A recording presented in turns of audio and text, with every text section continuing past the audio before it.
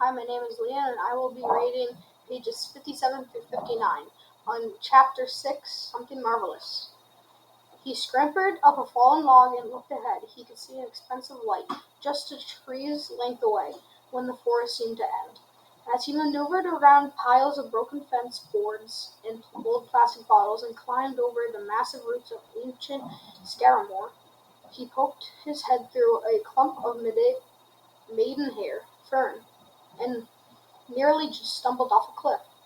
Twig gasped in surprise. The whole cliffside dropped in front of him in a dizzying vertical drop. He'd never been so high. He'd only seen the world from the forest floor.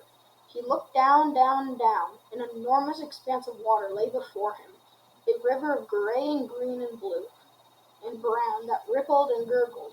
Insane. He had heard of this before, a river, and had seen illustrations of rivers in his collection of books, but could never have imagined the beauty of the enormity of a river.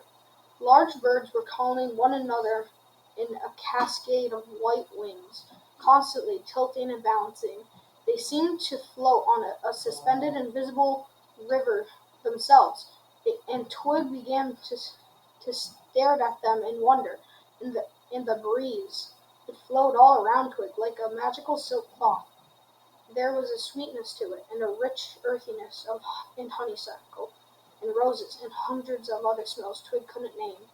He stood there for some time, overwhelmed. He stepped out of the triangle of pokeweed and wild roses to get a better view of the river vista. Suddenly, the earth gave way beneath his feet. The overhanging embankment collapsed, eroded away for years by the flowing river. "Help!" Twig yelled uselessly. He clawed at anything within reach and became part of the landslide of soil and rock and vegetation that swept him down into the slope towards the river. With a splash, Twig was pinched to the river. A snarl of weed stalks, roots, and dirt entangled him, dragging him under. He opened his mouth to squeak, but it only let out a large mouthful of water and soil, and he choked and spat, clawing at the flotsam.